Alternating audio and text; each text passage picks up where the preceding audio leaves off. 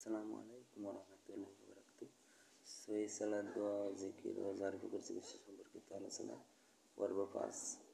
কালিমা তাওহীদ। লা ইলাহা ইল্লাল্লাহু ওয়াহদাহু লা শারীকা লাহু লাহুল মুলকু ওয়া লাহুল হামদু ওয়া হুয়া আলা কুল্লি শাইইন কাদির। আল্লাহ ব্যতীত সত্য কোনো মাবুদ নেই, যিনি একক ও তার কোনো অংশীদার নেই। তারই জন্য সকল রাজত্ব ও তারই জন্য যাবতীয় প্রশংসা, আর তিনি সবকিছুর উপর ক্ষমতাশীল। সহিহ বুখারী হাদিস ৮৪৪, সহিহ মুসলিম, আবু দাউদ, নাসাই। ফজিলত: এই দোয়াটি দিনের যে কোনো সময় ১০০ বার পাঠ করলে ১০টি গোলাম আজাদ করে সমান সওয়াব, ১০০টি নেকি লেখা, ১০০টি গুনাহ মার্জনা করা হয়। সেদিন সন্ধ্যা পর্যন্ত শয়তান থেকে মুক্তি পাওয়া যায় এবং সর্বশ্রেষ্ঠ সওয়াবের অধিকারী হওয়া যায়। সহিহ বুখারী, সহিহ মুসলিম, আহমদ, মিশকাত। তানজিল: সুবহানাল্লাহি ওয়ালহামদুলিল্লাহি ওয়া লা ইলাহা ইল্লাল্লাহু আল্লাহু আকবার। অর্থ: আমি আল্লাহর পবিত্রতা বর্ণনা করছি। সমস্ত প্রশংসা আল্লাহর, আর আল্লাহ ব্যতীত সত্য কোনো মাবুদ নেই। আল্লাহ মহান। সহিহ মুসলিম, সহিহ তিরমিজি, ইবনে মাজাহ, মিশকাত। ফজিলত: এটি পাঠ করলে গুনাহ সময় এমনভাবে ঝরে যায় যেমন শীতকালে গাছের পাতা ঝরে যায়। মুসনাদ আহমদ, সিলসিলাতুল আহাদিস সহিহা। এটি জাহান্নামের আগুন থেকে বাঁচার জন্য ঢাল স্বরূপ। কিয়ামতের দিন এই বাক্যগুলো তার পাঠকের সামনে, পিছনে, ডান ও বাম দিক দিয়ে আসবে, তার জন্য নাজাতকারী হবে এবং এগুলোই তার অবশিষ্ট নেক আমল হিসেবে রয়ে যাবে। সহিহুল জামি, সহিহ তারগিব। জিকির বা তাসবিহ: সুবহানাল্লাহি ওয়া বিহামদিহি। অর্থ: আমি আল্লাহ তাআলার প্রশংসার সহিত পবিত্রতা বর্ণনা করছি। সহিহ বুখারী হাদিস ৫৮৫০। ফজিলত: দিনের যে কোনো সময় এই তাসবিহটি ১০০ বার পাঠ করলে সমুদ্রের ফেনাপুঞ্জ সমান পাপ হলে তা মাফ করে দেওয়া হয়।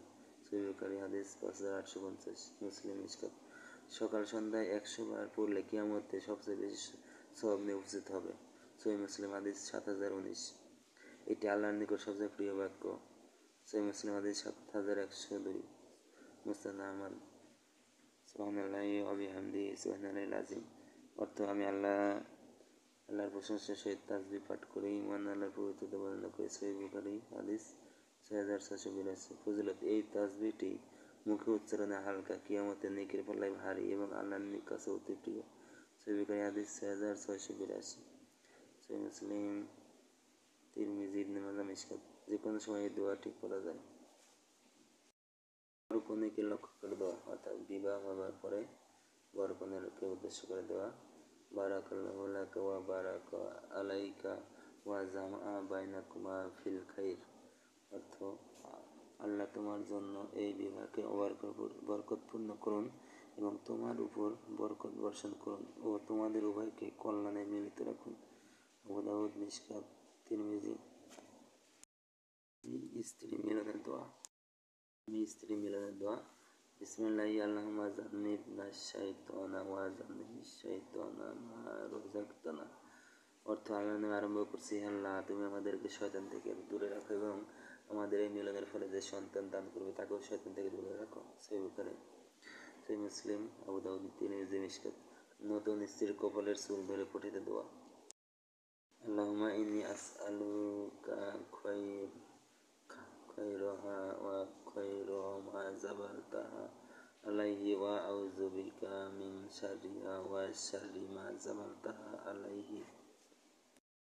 তো হে আল্লাহ, আমি তোমার নিকট তার কল্যাণ ও যে কল্যাণের উপর তাকে সৃষ্টি করেছে তা প্রার্থনা করছি, আর তার অকল্যাণ ও যে অকল্যাণের উপর তাকে সৃষ্টি করেছে তা থেকে তোমার কাছে আশ্রয় চাচ্ছি। আবু দাউদ, ইবনে মাজাহ, মিশকাত। কোরআনের গুরুত্বপূর্ণ আয়াত।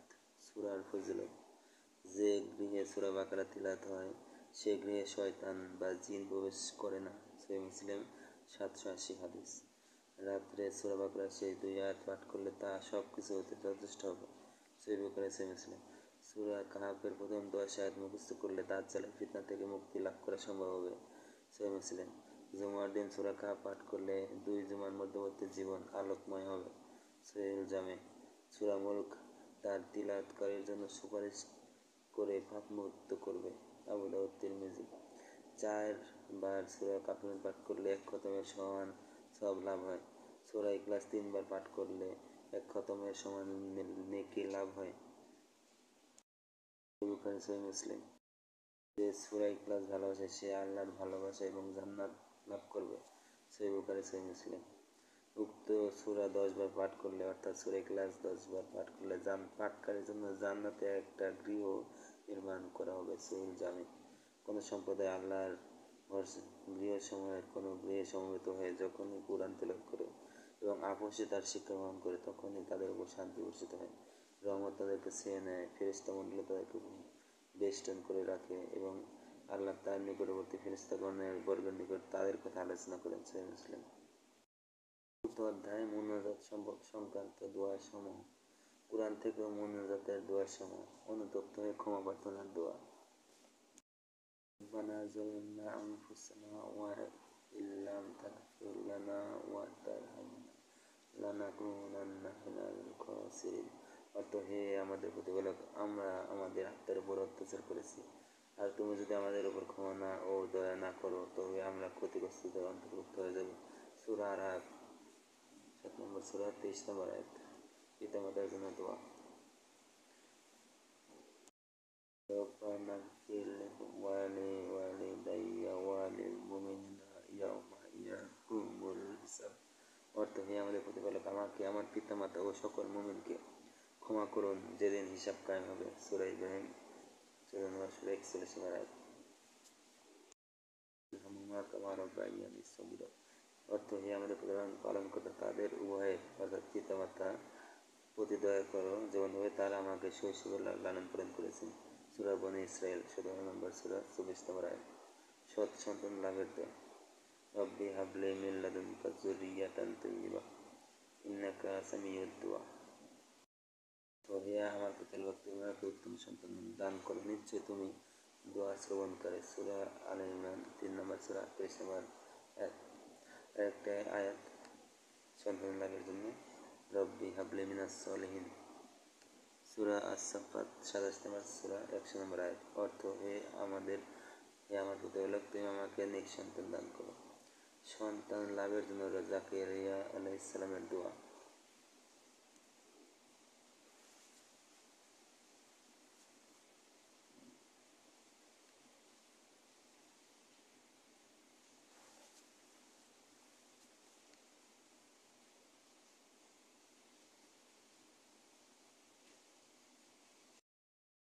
রব্বি লা তাযারনি ফারদা ওয়া আনতা খায়রুল ওয়ারিসিন।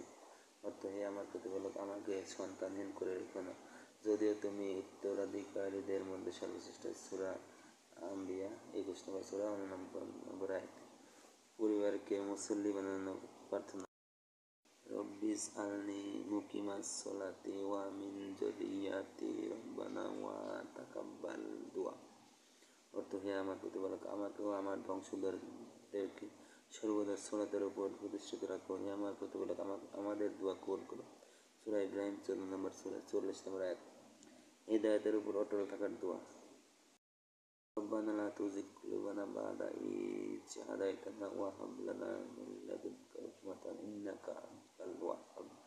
অর্থ, হে আমাদের প্রতিপালক, সৎ পথ প্রদর্শনের পরে তুমি আমাদের অন্তরগুলোকে বক্র করে দিও না, আমাদেরকে তোমার নিকট হতে রহমত প্রদান করো, তুমি মহান দাতা। সূরা আলে ইমরান 3 নম্বর সূরা জ্ঞান বৃদ্ধির দোয়া। রব্বি জিদনি ইলমা। অর্থ, হে আমার প্রতিপালক, তুমি আমার জ্ঞান বৃদ্ধি করো। সূরা তোহা 20 নম্বর সূরা 114 নম্বর আয়াত। বক্ষ প্রশস্ততা ও জিহ্বার জড়তা দূর হওয়ার দোয়া। রব্বি ইশরাহ লি সাদরি ওয়া ইয়াসসির লি আমরি ওয়াহলুল উকদাতাম মিন লিসানি ইয়াফকাহু কওলি। অর্থ, হে আমার প্রতিপালক, হে আমার পালনকর্তা, আমার বক্ষ প্রশস্ত করে দাও এবং আমার বিষয়কে কাজকে সহজ করে দাও, আর আমার মুখের জড়তা দূর করে দাও যাতে তারা আমার কথা বুঝতে পারে। সূরা তোহা 20 নম্বর সূরা 25 থেকে 28 নম্বর আয়াত। জ্ঞাতব্য, হযরত মুসা আলাইহিস সালাম মুখের জড়তা দূর করার জন্য এই দোয়া পড়ে আল্লাহর নিকট প্রার্থনা করেছিলেন। অধিক সময় পঠিতব্য দোয়া। রব্বানা আতিনা ফিদ দুনিয়া হাসানাতাও ওয়া ফিল আখিরাতি হাসানাতাও ওয়া কিনা আযাবান্নার। অর্থ, হে আল্লাহ, আমাদেরকে ইহকাল ও পরকালে কল্যাণ দান করো আর আমাদেরকে জাহান্নামের শাস্তি হতে বাঁচাও। সূরা আল বাকারা 2 নম্বর সূরা 201 নম্বর আয়াত। সহিহ বুখারী মিশকাত। জালেমের অত্যাচারে ধৈর্য ধারণের দোয়া। রব্বানা আগফির আলাইনা সবরা ওয়া সাব্বিত আকদামানা কওমিল কাফিরিন। অর্থ হে আমাদের প্রতিপালক পালনকর্তা, আমাদেরকে ধৈর্য দান করো, আমাদেরকে দৃঢ় পদে রাখো এবং আমাদেরকে কাফের সম্প্রদায়ের উপর সাহায্য করো। সূরা আল বাকারা 2 নম্বর সূরা 200 নম্বর আয়াত। বর্তমান ও অতীতের মুসলমানদের জন্য দোয়া।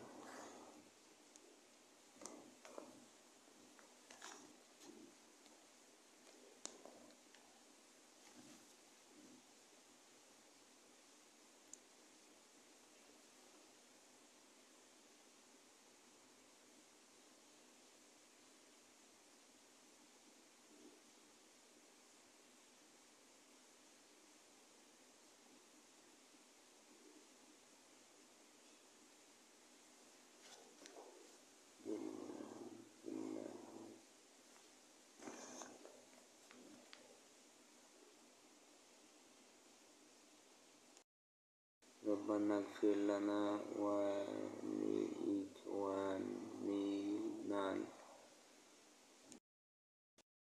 ربنا اغفر لنا ولإخواننا الذين سبقونا بالإيمان ولا تجعل في قلوبنا غلا للذين آمنوا ربنا إنك رؤوف رحيم। অর্থ হে আমাদের প্রতিপালক, আমাদেরকে আর আমাদের ভাইদের ক্ষমা করো, যারা ঈমানের ক্ষেত্রে আমাদের অগ্রবর্তী হয়েছে, আর যারা ঈমান এনেছে তাদের ব্যাপারে আমাদের অন্তরে কোনো হিংসা বিদ্বেষ রেখো না। হে আমাদের প্রতিপালক, তুমি বড়ই করুণাময় ও দয়ালু। মুসলিম অবস্থায় মৃত্যুবরণ করে দাও। রব্বানা আগফির আলাইনা সবরা ওয়া তাওয়াফানা মুসলিমিন। হে আমাদের প্রতিপালক, আমাদের ধৈর্য ও দৃঢ়তা অবলম্বনের গুণে অভিষিক্ত করো আর মুসলমান হিসেবে আমাদের মৃত্যুদান করো। সূরা আরাফ 7 নম্বর সূরা 126 নম্বর আয়াত। বিপদ আমাদের দোয়া, লা ইলাহা ইল্লা আনতা সুবহানাকা ইন্নী কুনতু মিনাজ জালিমিন। তুমি ব্যতীত সত্য কোনো মাবুদ নেই, তুমি অতি পবিত্র, নিশ্চয়ই আমি জালিমদের অন্তর্ভুক্ত। সূরা আম্বিয়া, তিরমিজি, মিশকাত। হাদিস থেকে মুনাজাতের দোয়া সমূহ। দুশ্চরিত্র ও মন্দ কর্ম থেকে মুক্তির দোয়া। আল্লাহুম্মা ইন্নী আউযু বিকা মিন মুনকারাতিল আখলাকি ওয়াল আমালি ওয়াল আহওয়াই ওয়াল আদওয়াই। হে আল্লাহ, নিশ্চয় আমি তোমার নিকট দুশ্চরিত্র, অসৎকর্ম, ক্রোধ, প্রবৃত্তি এবং কঠিন রোগসমূহ থেকে আশ্রয় চাচ্ছি। তিরমিজি, মিশকাত। আসসালামু